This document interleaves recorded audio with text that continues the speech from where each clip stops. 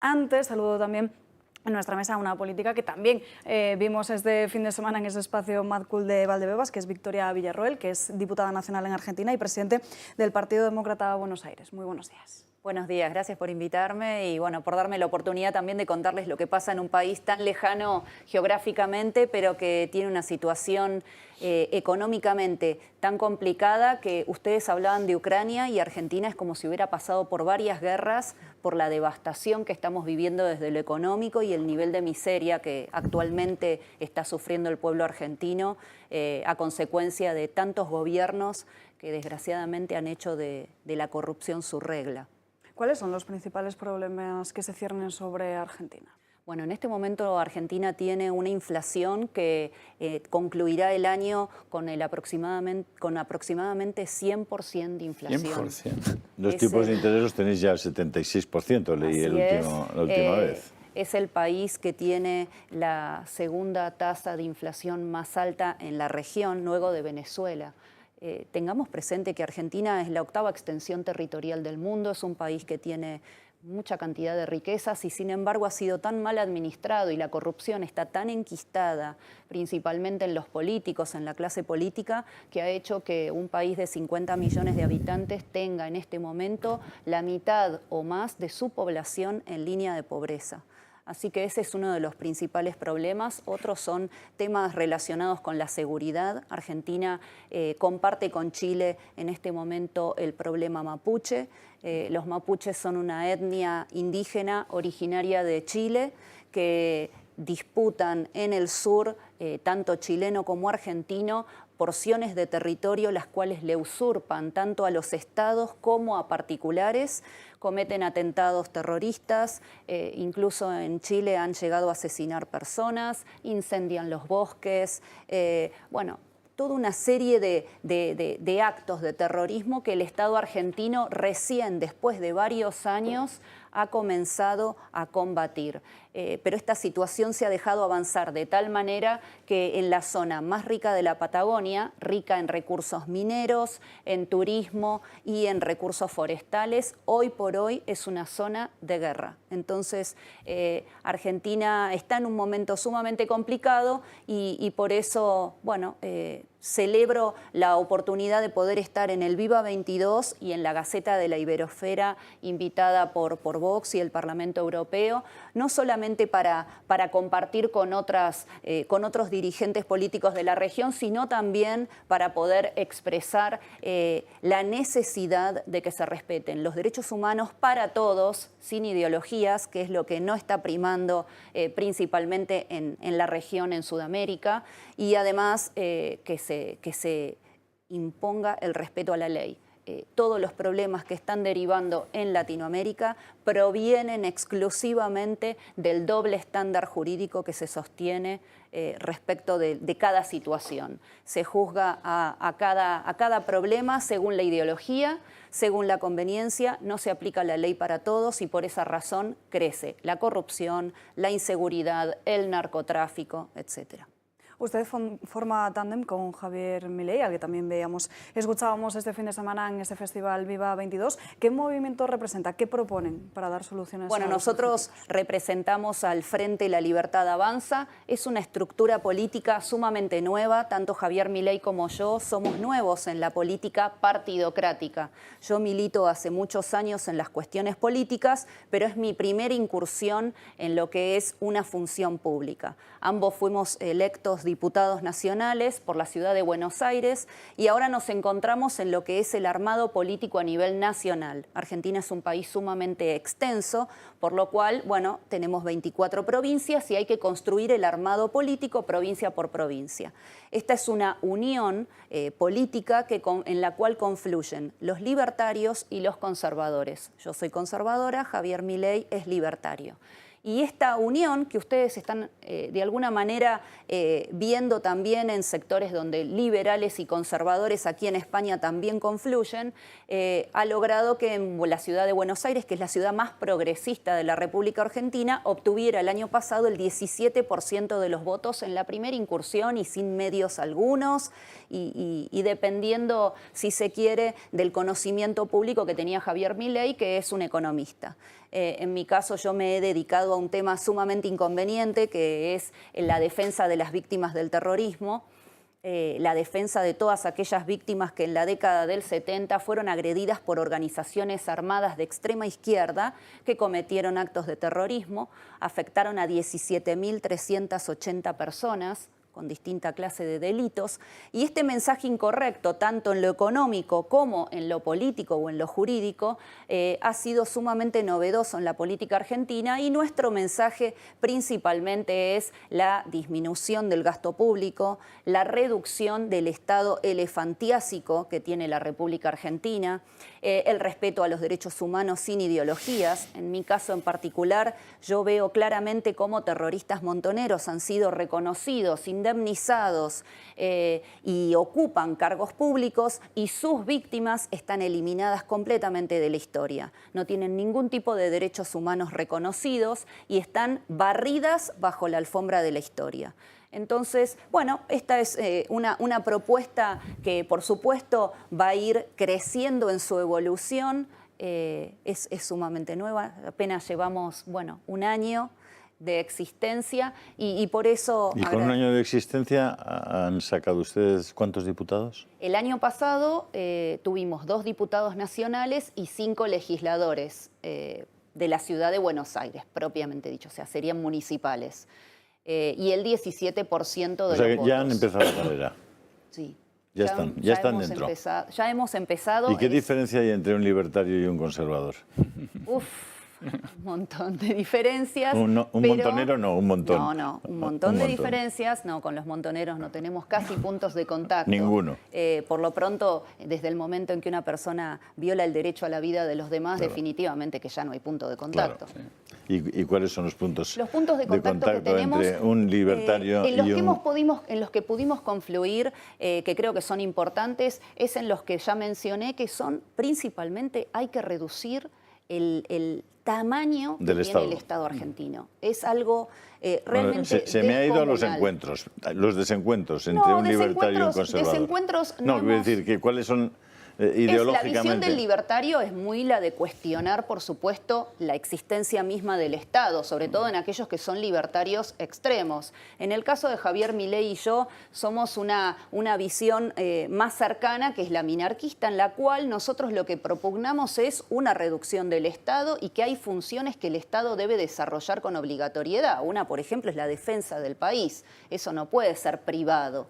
Y sobre esos puntos en común nosotros hemos confluido. Por supuesto, tanto Javier Milei como yo somos personas que defienden la visión provida, por lo cual estamos en contra de la legalización del aborto. En Argentina se ha legalizado recientemente y con el actual gobierno nosotros hemos sido militantes en contra de este supuesto derecho.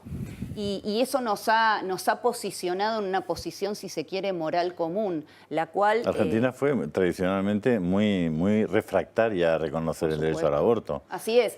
Es que además Argentina ha ratificado tratados internacionales en los cuales nosotros, además de que en nuestra Constitución Nacional sosteníamos la representatividad del derecho a la vida, además Argentina ratificó tratados por los cuales se reconocía el derecho a la vida desde la concepción. Luego esto, por la militancia feminista extrema, por la militancia por el aborto y de extrema izquierda, bueno, fue logrando ciertos lugares públicos, finalmente obteniendo la legalización del aborto en el Congreso de la Nación, porque y acá también este es un punto fundamental y que ustedes lo deben vivir también. Parte de la clase política vive a contramano de lo que los ciudadanos quieren, piensan y pretenden de su clase política. Y esta es una medida, la del aborto, que se votó estando en contraposición a lo que la mayoría del pueblo argentino quería. ¿Y no resulta desconcertante que eso se haya producido en Argentina justo cuando el jefe de la Iglesia Católica, principal adalid del derecho a la vida, seguro, está en el poder? Por supuesto, y de hecho, como católica hubiera esperado también que el Papa se manifestara ante algo que estaba ocurriendo en su país de origen, cosa que no ocurrió. Aquellos que somos creyentes tuvimos una orfandad por parte del Papa en este tema en particular, Pero bueno. ¿Es el peronismo, Victoria, el origen de todo, de una gran parte de los males que tiene la sociedad argentina? Porque no son los políticos, al final acaban siendo un reflejo de la propia sociedad. Bueno, es la confluencia de varias cuestiones. Actualmente nosotros no tenemos peronismo, actualmente lo que hay es kirchnerismo, que es una visión populista y acomodaticia de los principios políticos del momento. Ellos se han basado en íconos como Perón y Eva Perón, pero en la realidad no han llevado a la práctica ninguno de los principios que ellos defendían. Por ejemplo, vamos al tema del aborto nuevamente. Eva Perón era sumamente provida y sin embargo han tergiversado hasta su imagen haciéndola pasar como pro-aborto. Sí. Y esto ha ocurrido en Argentina con una impunidad total porque ya no hay peronistas en Argentina. Entonces, o sea, no hay peronistas ortodoxos, a eso me quiero referir, o por lo menos no están en el poder.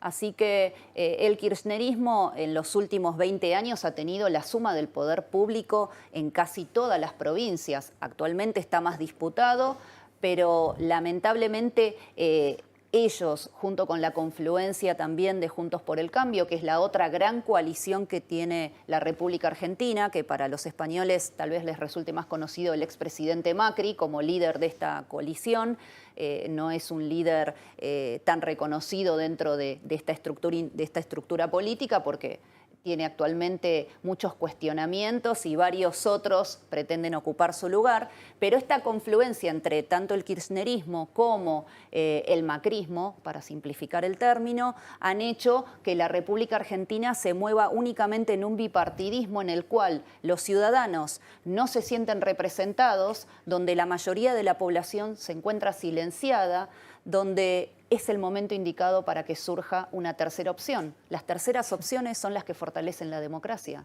¿Qué le pasa a la sociedad argentina o qué les pasa a sus medios de comunicación? Porque supongo que la formación de la opinión pública en Argentina está tan delimitada por los propios medios como en España y en los países occidentales. ¿Qué le pasa para que a un personaje políticamente tan repugnante como Cristina Fernández de Kirchner la sigan teniendo como vicepresidente del gobierno?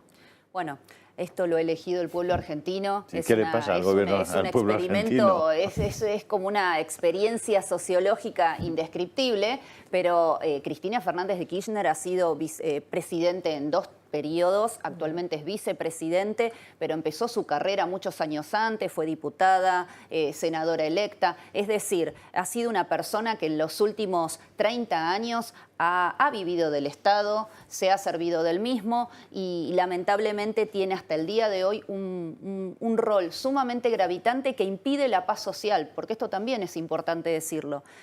Su rol no ha traído progreso ni ha traído paz social, sino al contrario, ha fundamentado, ha fortalecido una grieta en la República Argentina en la cual la población se sitúa de un lado o del otro de esta grieta. Y eso genera que nosotros que tuvimos un conflicto como el de la década del 70, que ustedes pueden reconocerlo con el tema de la memoria histórica porque tiene sus puntos de contacto, en Argentina hasta el día de hoy tenga una fuerza esta división en la sociedad que haga que casi estamos hablando de 2 países distintos. Juan Antonio Castro. Sí, yo quería hacer una pregunta con respecto a una cosa que he mencionado, que es sobre los derechos humanos y en el fondo ese movimiento que hay de ideologización de los derechos humanos e incluso de creación de nuevos derechos humanos que no lo son.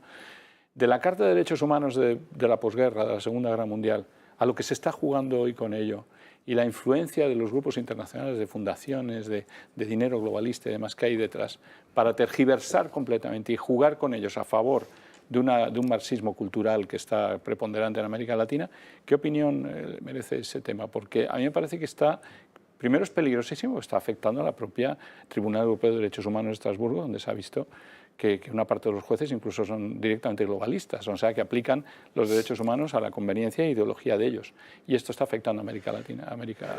Sí. Bueno, estamos llegando a una situación en la cual la modernidad reconoce derechos como derechos fundamentales e ignora o combate aquellos derechos que en efecto son fundamentales. Entonces, se cuestiona el derecho a la vida a través del aborto, a través de la eutanasia, o la familia, o el derecho a la libertad, o a la libertad de expresión, que son derechos que realmente Occidente ha defendido incluso con la vida de millones. Y sin embargo se consagran otros derechos que detrás tienen un contenido ideológico inocultable, como por ejemplo los derechos de tipo ambiental, los supuestos derechos de pueblos originarios. Quiero decir con esto que para mí desde el momento en que uno vive en un Estado de Derecho y tiene una Carta Magna o una Constitución, se reconocen a todos los habitantes de ese país, sean o no nacionales del mismo. Entonces, este tipo de construcción ideológica del etnicismo, del etnonacionalismo, es sumamente peligrosa y se ve con mucha claridad, principalmente en Iberoamérica. Aquí tal vez no tanto, pero nosotros, en nuestra región, no hay país de Latinoamérica que no tenga reclamos de tipo indigenista. Sí. Aquí también, todas las ONGs financiadas precisamente por esos grupos se dedican bien a empujar ese tipo de derechos que le llaman derechos, ¿no? Que en realidad no Ni no hablar, por qué bueno, ser. lo había mencionado antes, pero la cuestión ambiental también es sumamente grave porque, por supuesto, uno no está de acuerdo con la depredación de la flora y la fauna, ni está de acuerdo con la destrucción de aquello que nos alberga, que es nuestra casa, aquí en la Tierra, pero tampoco estamos de acuerdo en que no se puedan explotar los recursos con conciencia y pensando a futuro y teniendo presente que en ningún momento nadie va a depredar aquello en lo cual vive y además le tiene que legar a las futuras generaciones. Sin embargo, en países como Argentina, que son profundamente ricos en recursos naturales, nosotros tenemos, por ejemplo, la cuestión ambiental muy en carne viva y eso impide la explotación minera, impide, bueno, actualmente se está cuestionando lo que es la explotación ganadera, porque si los gases de las vacas contaminan o no contaminan, y entonces nos encontramos ante la situación de que es mejor que la población se esté muriendo de hambre y que nadie explote los recursos que son nuestros, que son propios, y vaya a saber quién los va a explotar, porque alguien los va a explotar y no vamos a ser nosotros. Alguien los va a explotar. Y entonces esta situación, bueno, este tipo de derechos están teniendo más importancia que los derechos fundamentales de la persona. No nos lo Patricia cuente, Sanz. no nos lo cuente. Aquí lo Estamos aquí Estamos todos de acuerdo. con las vacas igual, nuestras pobres vacas, salvo en la India, no están a salvo ya en ningún sitio. Y en la India ya veremos. Totalmente. A mí me ha llamado mucho la atención y bueno, a lo mejor también a nuestros telespectadores les interesa mucho. Ha citado usted que están cansados de ese sistema bipartidista, de esa alternancia en el poder y esto es algo que nosotros en España, bueno, llevamos viviendo mucho tiempo, especialmente desde el año 78 con nuestra actual Constitución. De hecho, ustedes, como pasa con muchos países de Centro, Sudamérica, han bebido de nuestro derecho y han heredado bueno, pues la configuración jurídica, digamos casi incluso a nivel estatal. De hecho, si mal no me equivoco, ustedes comparten el sistema proporcional de la variante DONT, igual que tenemos nosotros, con una serie de diferencias. Entonces, mi pregunta es, ustedes no están de acuerdo con ello, sin embargo, han conseguido entrar en el sistema. ¿Qué proponen? ¿Cuál es el sistema de representación que ustedes proponen para dar cabida, si es que eso es lo que ustedes desean, a un sistema que no sea puramente bipartidista y que bueno, pues en países como el suyo al final han conllevado, como aquí, aunque quizás en menor medida, a una gran corrupción de los gobiernos? ¿Qué es lo que proponen ustedes que sea diferente, pero que a la vez sea respetado por la Carta Magna, como nosotros, que también podríamos cambiarlo y utilizar cualquier otro tipo de variante? Bueno, en primer término, justo en Argentina se está dando todo el debate relacionado a la cuestión electoral per se. No quiero ser técnica y no quiero ser tan localista porque estimo que a la audiencia no le va a importar algo tan puntual de la República Argentina, pero sí decirte que se está cuestionando, por ejemplo, la existencia de primarias respecto de cada elección. Primarias que fueron creadas por el kirchnerismo en el año 2009 y que le han supuesto al Estado argentino un gasto millonario cada 2 años que se realiza una elección. También se está cuestionando el sistema de boleta que se utiliza en la República Argentina. Nosotros utilizamos boleta papel, pero no es una boleta única, entonces también eso se ha votado en el Congreso, pero no cuenta con la sanción de las 2 cámaras, la de diputados y la de senadores. Es decir, que todo el sistema electoral está en este momento siendo cuestionado, pero también, y esto es importante decirlo, nosotros somos solo 2 diputados nacionales de 257, Y estas políticas las dirimen en forma acordada tanto el kirchnerismo como la oposición encarnada por Juntos por el Cambio, que es el movimiento de Macri. Entonces, nuestra propuesta, en primer término, es simplemente darle visibilidad a una población de la sociedad que no la tiene actualmente y no la tiene desde hace décadas. En segundo término, ganar espacios, hacer el mismo trabajo que ha tenido que hacer Vox acá en España. No comenzó con 50 diputados como tuvo en el año 2019. Arrancó con muchos menos y fue un proceso en el cual se fueron encontrando diferentes liderazgos, se creó también y se maceró un mensaje que encarnara a todos aquellos que somos patriotas, pero que vivimos en el siglo XXI. Lo he hablado con Santiago Abascal y con Javier Ortega Smith y les he dicho, ustedes encontraron realmente una forma de explicar lo que nosotros pensamos, pero adecuado al siglo XXI. O sea, no tiene olor a antigüedad, no tiene una telaraña. Y esa construcción ideológica es lo que nosotros perseguimos en la República Argentina. También hay que mencionar que el hecho de que sea una construcción política tan reciente hace que nuestros tiempos sean mucho más acelerados. Nosotros enfrentamos una elección presidencial el año próximo, por lo cual todo este año también ha sido como en la República Argentina, no solo de mi espacio, ha sido de campaña. Está claro que ustedes están ahora mismo en el paso en el que estaba Vox hace unos años, que es simplemente ganar representación y conseguir tener un poquito más de cabida en el Congreso. Pero si consiguen tener esa representación o incluso, aunque no sea demasiado grande, tener la confianza de otros grupos parlamentarios, ¿qué sistema, esa era mi pregunta, qué sistema proponen ustedes para la representación? Cualquier sistema, por ejemplo, tanto Javier Milei como yo, en este momento está la discusión de las primarias.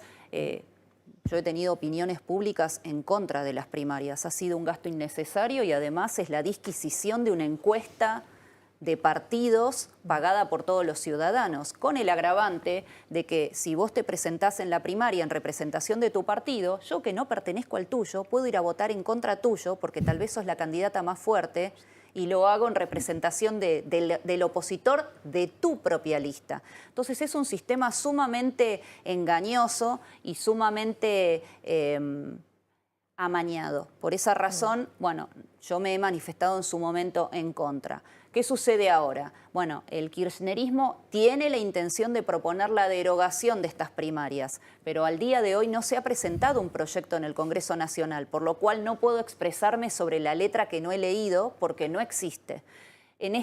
También en esta situación, el macrismo querría sostener las PASO. ¿Por qué? Porque la no existencia de las PASO dividiría su coalición política, la cual está integrada desde el centro-izquierda hasta la izquierda, hasta el socialismo. Por lo cual, este es un debate que se está dando justo en este momento y de hecho se nos exige tanto a Javier Milei como a mí que demos una opinión respecto de las PASO, de las primarias, y nuestra opinión es, siempre hemos opinado en contra, pero necesitamos ver qué es lo que pretende votar el kirchnerismo, porque no necesariamente vamos a apoyarlo si es algo que contradice el Estado de Derecho o que contradice las reglas de comportamiento en una elección. Así que, bueno, es algo que justo se está dando en este momento y que estamos esperando simplemente que se inserte, que se inicie un proyecto de ley y allí poder opinar sobre el mismo. Victoria, muchísimas gracias por estar hoy aquí Gracias a con ustedes, nosotros. gracias por el espacio.